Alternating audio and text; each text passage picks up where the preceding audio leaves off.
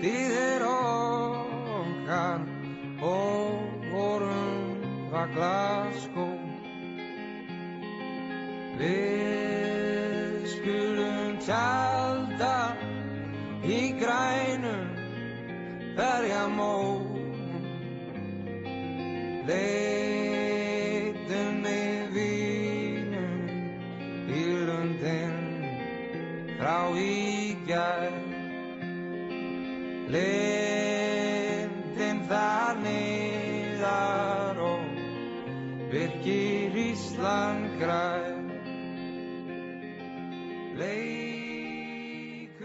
Nous avons l'opportunité de rencontrer aujourd'hui M. Claude Lorrain, professeur des universités et psychologue des hôpitaux, à l'occasion de la sortie de son dernier livre, Agone.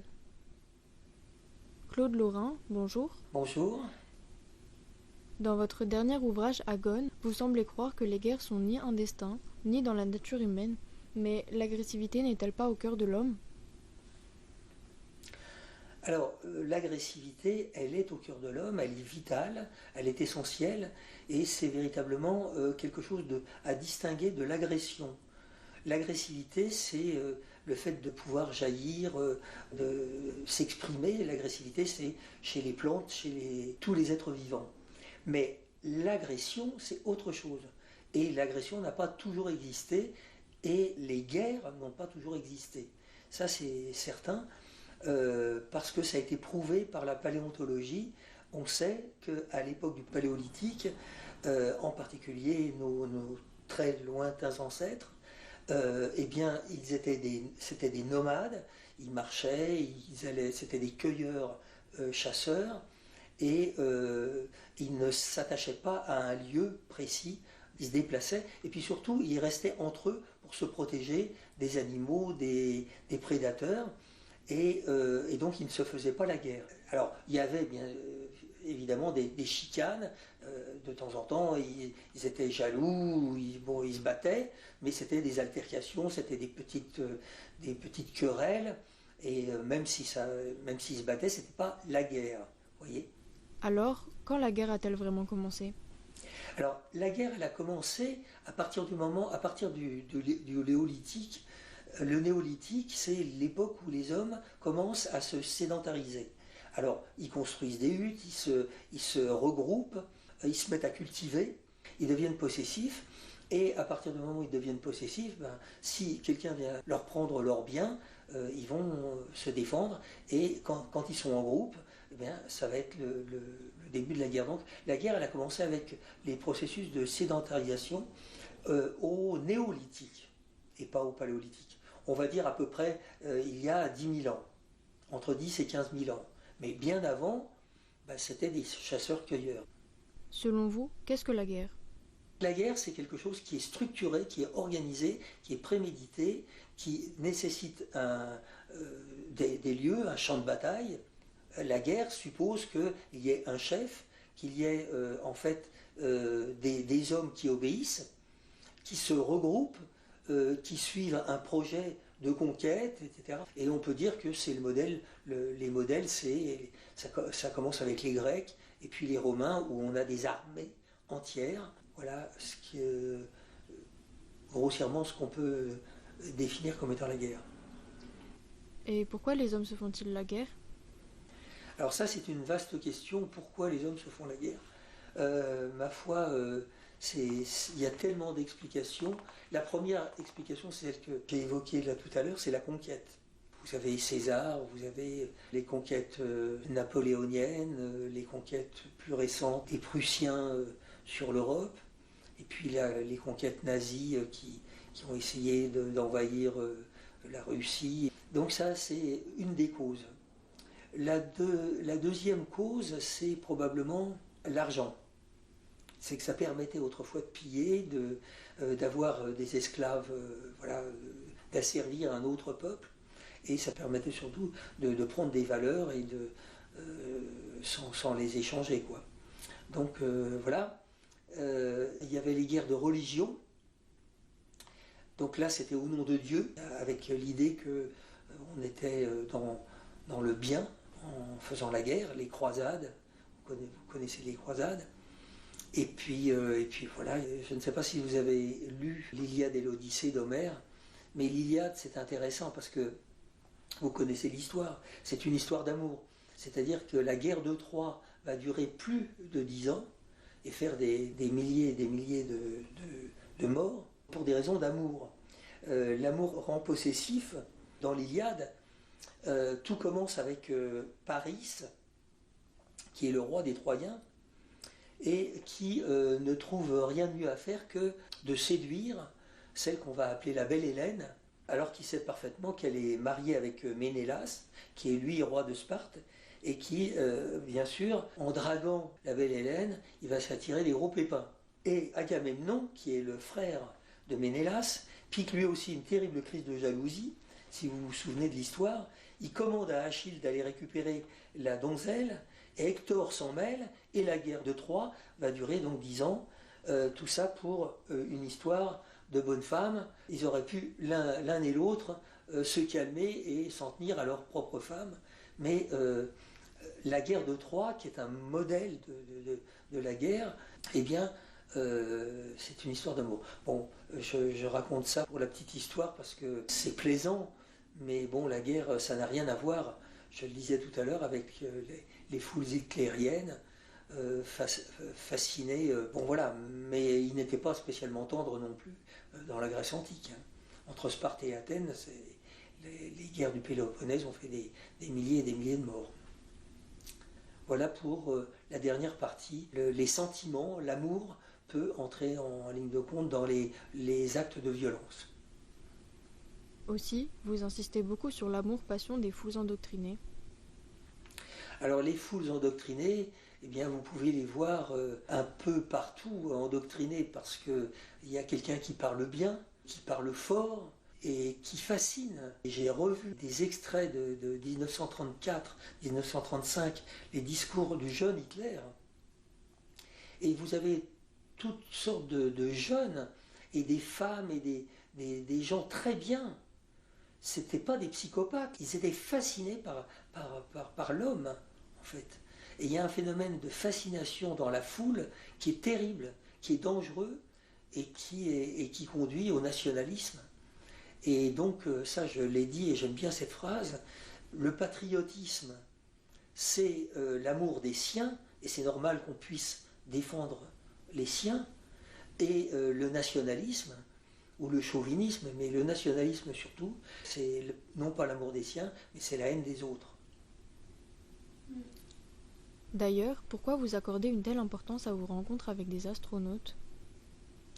Ah, les astronautes, je les rencontre depuis une vingtaine d'années, aux États-Unis, en Russie, en France, un peu partout, parce que ce sont des gens qui sont extrêmement performants et surtout très équilibrés mentalement.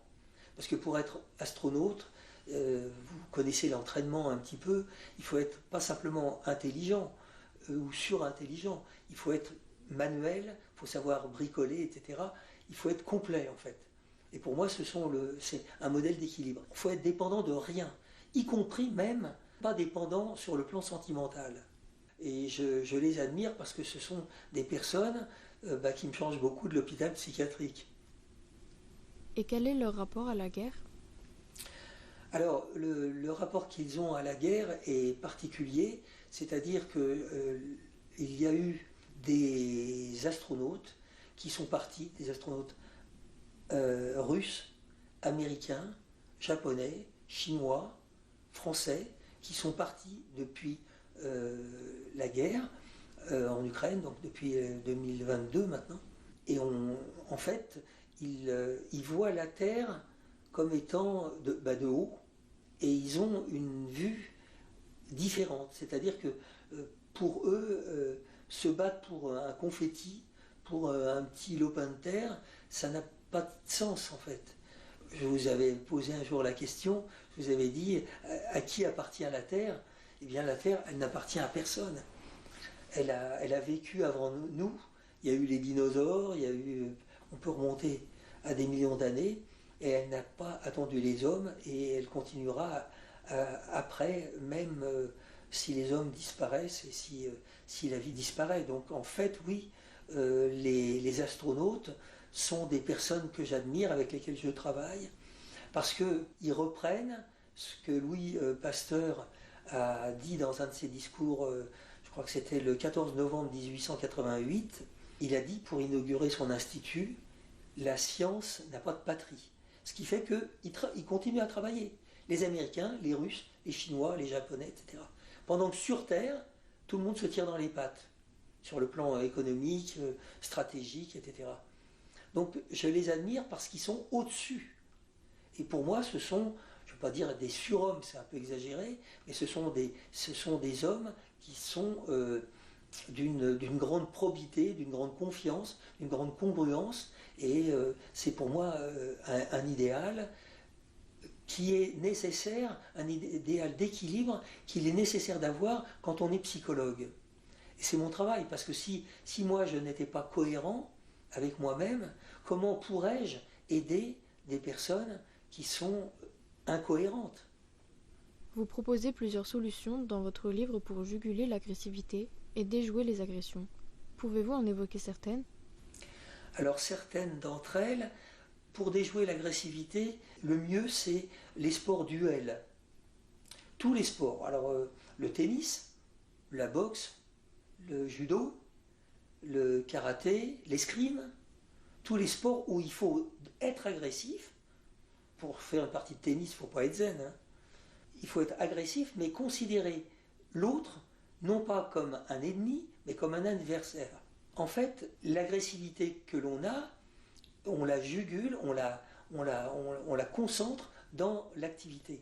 Et quand vous voyez deux tennisman jouer, ils mettent toute leur force dans le jeu. Ce ne sont pas des gens qui sont zen, voilà. Il faut être agressif, mais pas destructeur. Et surtout, respecter les lois de l'arbitre et respecter l'autre. Donc l'autre, c'est un adversaire, mais jamais un ennemi. J'ai suggéré beaucoup et souvent à mes patients qui étaient des patients agressifs, des paranoïaques ou des schizophrènes, d'aller dans des lieux où ils sont obligés de respecter parce qu'il y a un instructeur qui est là et qui dit « Ah non, non, vous ne faites pas ça hein. ». Et j'ai travaillé avec toutes les personnes qui étaient hyper agressives, je leur ai suggéré de faire ça, et l'arbitre est là, l'instructeur est là pour empêcher que ça dérape. Et je dis à mes étudiants à la fac et à mes étudiantes, si vous voulez cesser d'avoir peur, d'abord de vous-même et puis peur des autres, faites des sports aversifs, des sports comme le judo, l'escrime, le tennis, etc., où il faut être agressif, mais avec un cadre et un arbitre. Et ça marche. Vous rapportez les fameux tournois d'échecs entre un Américain et un Russe pendant la guerre froide. Que s'est-il passé exactement? Ah, ça c'est une histoire fabuleuse. Le match aux échecs, deux champions d'échecs, Bobby Fischer pour les États-Unis et Boris Spassky pour l'URSS. Et tout le monde a mis l'enjeu symbolique. Si c'est les États-Unis qui gagnent, ce sera la victoire on va dire, du capitalisme.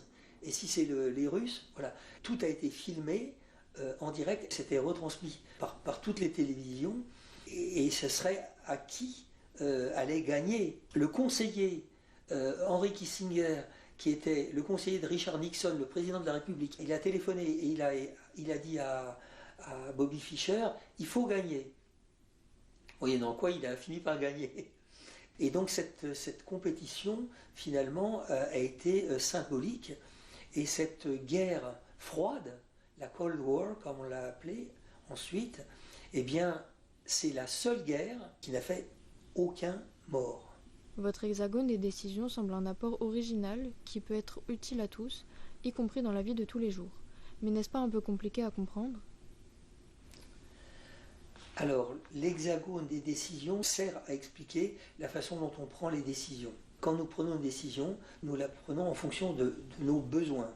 Nous avons des besoins fondamentaux qui sont le besoin de sécurité, le besoin d'amour. Voilà, il y a toute une pyramide qu'on apprend à la fac, qu'on appelle la pyramide de Maslow. Mais à l'origine, c'est Karl Marx qui a travaillé sur c'est Épicure et puis Karl Marx. Donc j'ai fait une synthèse de tout ça. Et ça permet de comprendre quels sont les besoins fondamentaux. Le besoin d'amour, le besoin de reconnaissance, tous les besoins physiologiques évidemment, et le besoin de sécurité. Une fois que tout ça est acquis, il y a les désirs. Alors les désirs s'expriment à travers nos rêves, à travers notre vie quotidienne. Ensuite, il y a les envies. Là, il a fallu que je fasse une synthèse avec l'œuvre de Melanie Klein, qui est une psychanalyste anglaise, et qui a travaillé sur la notion de the envy, l'envie. Et elle explique que alors, l'envie, c'est pas la même chose que le désir. Ensuite, il y a les souhaits, qui restent abstraits, et qui sont quelque chose qui est assez de l'ordre du romantisme. Il y a les vœux, et puis il y a les intentions.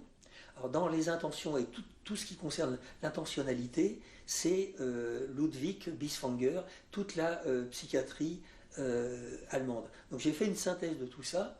Pourquoi ? Parce que avoir besoin n'est pas la même chose que avoir envie, c'est pas la même chose que désirer, c'est pas la même chose qu'avoir l'intention, et c'est pas la même chose qu'avoir la volonté. Je vais prendre un exemple tout simple. Au moment où deux personnes se marient, il y a l'homme, la femme, on va prendre le classique, et que dit l'homme de foi publique ?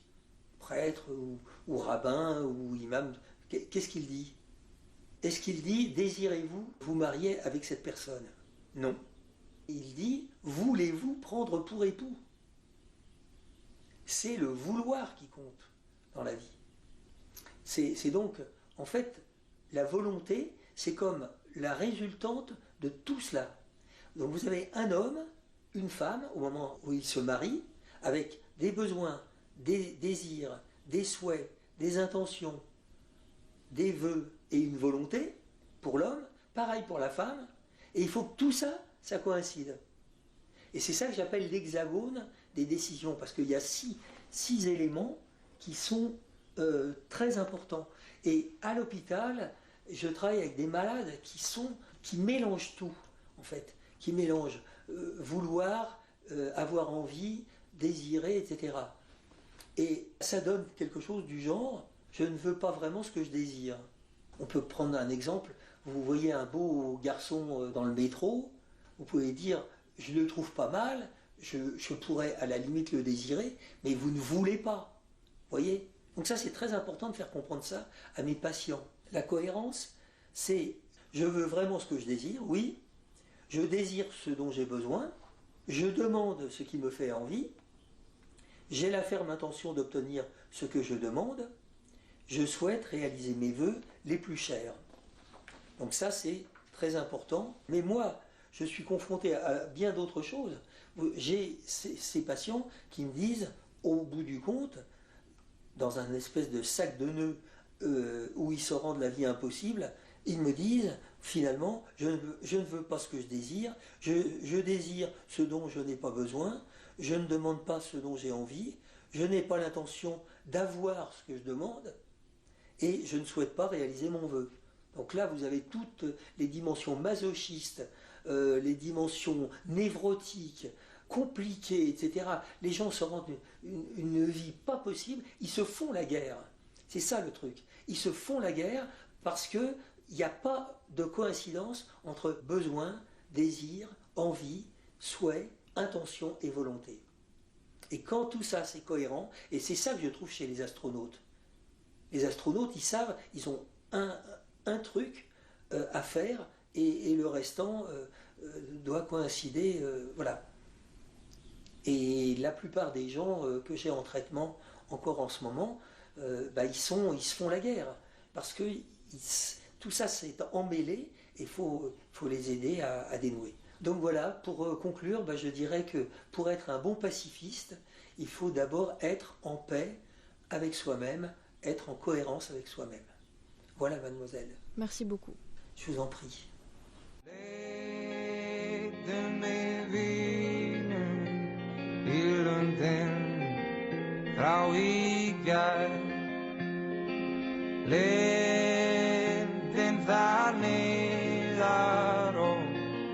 Per chi græn